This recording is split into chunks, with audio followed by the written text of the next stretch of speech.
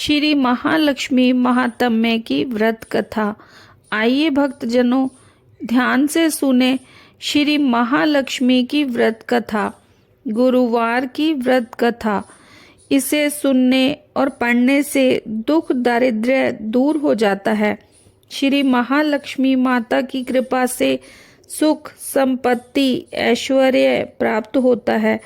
मन की इच्छा पूरी होती है। श्री महालक्ष्मी माता के अनेक रूप तथा नाम हैं। भूतल में वे छाया, शक्ति, तृष्णा, शांति, जाति, लज्जा, श्रद्धा, कांति, वृत्ति, स्मृति, दया, तुष्टि, माता, अधिष्ठात्री एवं लक्ष्मी के रूप में स्थित है।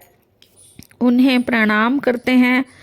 कैलाश पर्वत पर पार्वती, क्षीर सागर में सिंधु कन्या, स्वर्ग लोक में महालक्ष्मी, भूलोक में लक्ष्मी, ब्रह्मलोक में सावित्री, ग्वालों में राधिका, वृंदावन में रासेश्वरी, चंदन वन में चंद्रघंटा, चंपक वन में गिरिजा, पद्म वन में पद्मा, मालती वन में मालती, कुंदन वन में कुंदंती, केतकी वन में सुशीला, कदम वन में कदममाला, राजप्रसाद में राजलक्ष्मी और घर में गृहलक्ष्मी, इन विभिन्न नामों से ये जानी जाती हैं।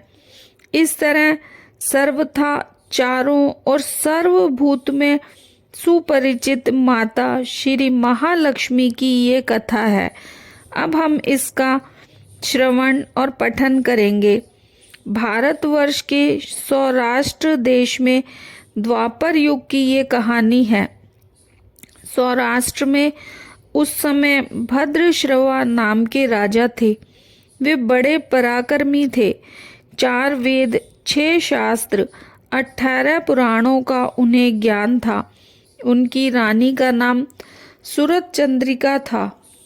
रानी दिखने में सुंदर और सुलक्षणा थी तथा पतिव्रता थी। उन दोनों को 7 पुत्र तथा उसके बाद एक कन्या का वरदान मिला।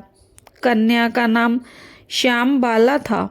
इस प्रकार महालक्ष्मी जी के मन में आया कि जाकर उस राजा के राजप्रसाद में रहें। इससे राजा को दुगनी धन दौलत की प्राप्ति होगी और इस धन दौलत से अपनी प्रजा को और सुख दे पाएगा। गरीब के घर अगर रहे और उसे धन दौलत प्राप्त हो तो वह स्वार्थी की तरह केवल अपने ऊपर ही खर्च करेगा। ये सोचकर श्री महालक्ष्मी जी ने बूढ़ी ब्राह्मण स्त्री का रूप धारण किया। हाथ में लाठी लिए लाठी के सहारे रानी के द्वार तक पहुंची। यद्यपि उन्होंने बूढ़ी औरत का रूप धारण किया था, पर उनके चेहरे पर देवी का तेज था।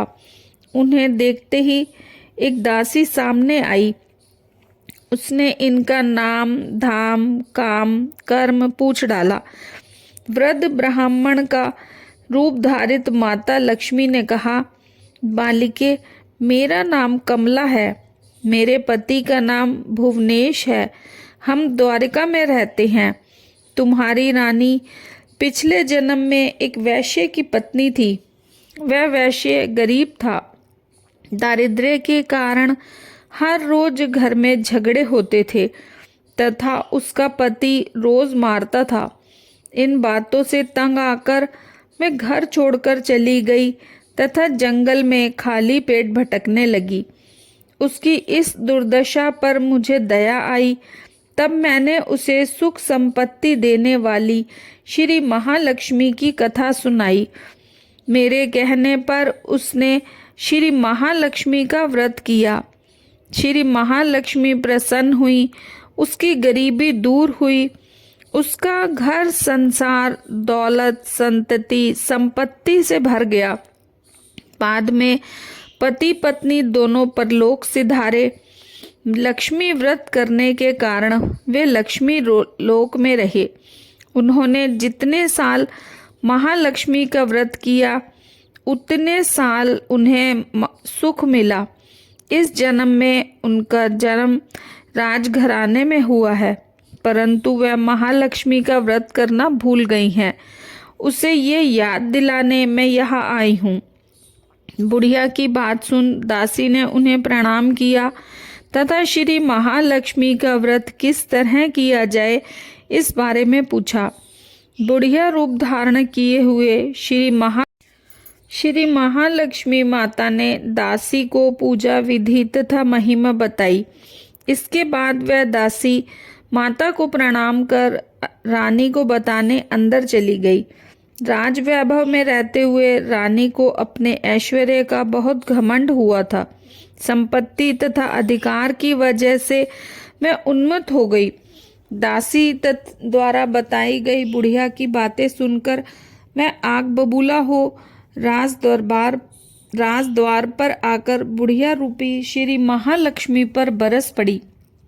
उसे ये मालूम नहीं था कि श्री महालक्ष्मी माता बुढ़िया का रूप धारण किए द्वार तक आई हैं, परंतु रानी का इस कदर रूखा बर्ताव तथा अपना अनादर देख माता ने वहां ठहरना ठीक न समझा। वे वहां से चल पड़ी। राह में उन्हें राजकुमारी श्यामबाला मिली। उन्होंने श्यामबाला को सारी बात बताई। श्यामबाला ने अपनी ओर से श्री महालक्ष्मी माता से क्षमा मांगी। माता को उस पर दया आई। उन्होंने श्यामबाला को श्री महालक्ष्मी व्रत के बारे में बताया। उस दिन अघन यानी मार्गशीर्ष माह का पहला गुरुवार था। श्यामबाला ने परम श्रद्धा से श्री महालक्ष्मी का व्रत रखा। फलस्वरूप राजा सिद्धेश्वर के सुपुत्र मालाधार से उसका विवाह हुआ। वह धन दौलत ऐश्वर्य वैभव से मालामाल हो गई। पति के साथ ससुराल में आनंद से दिन बिताने लगी। इधर श्री महालक्ष्मी का रानी पर प्रकोप हुआ। फलस्वरूप राजा भद्रश्रवा का राज्य एवं राज कारोबार नष्ट हो गया। यहाँ तक कि खाने के लाले पड़ गए। ऐसी हालत में एक दिन रानी ने राजा से निवेदन किया, हमारा दामाद इतना बड़ा राजा है, धनवान है, ऐश्वर्यशाली है, क्यों ना उसके पास जाएं, अपना हाल उसे बताएं, वह जरूर हमारी मदद करेगा। इस बात पर राजा भद्रश्रवा दामाद के पास रवाना हुए। राज्य में पहुंचकर एक तालाब के किनारे थोड़ी देर विश्राम लेने के लिए ठहरे। तालाब से पानी लेने आते जाते दासियों ने उन्हें देखा। उन्होंने विनम्रता से उनकी पूछताछ की। जब उन्हें मालूम हुआ कि वे रानी श्यामबाला के पिता हैं, तो दौड़ते हुए जाकर उन्होंने रानी को सारी बात बताई। रानी ने दासी के हाथ राज परिधान भेजकर बड़े ठाठ से उनका स्वागत तथा आदर सत्कार किया, खान पान करवाया। जब वे लौटने लगे तो सोने की मोहरों से भरा घड़ा दिया। राजा भद्रश्रवा जब वापस लौटे तो उन्हें देख रानी सूरज चंद्रिका खुश हुई। उन्होंने सोने की मोहरों से भरे घड़े का मुंह खोला, पर हाय भगवान, घड़े में धन के बदले कोयले मिले। ये सब श्री महालक्ष्मी के प्रकोप से हुआ। इस प्रकार दुर्दशा में कई और दिन बीत गए। इस बार रानी स्वयं अपनी कन्या के पास गई। वह दिन अगहन माह का अंतिम गुरुवार था। श्यामबाला ने श्री महालक्ष्मी का व्रत किया, पूजा की, अपनी माता से भी व्रत करवाया। इसके बाद रानी अपने घर आई। श्री महालक्ष्मी का व्रत रखने पर उसे फिर से अपना राजपाट, धन दौलत, ऐश्वर्य प्राप्त हुआ। वह फिर से सुख शांति आनंदमय जीवन बिताने लगी। कुछ दिनों बाद राजकन्या श्यामबाला अपने पिता के घर आई।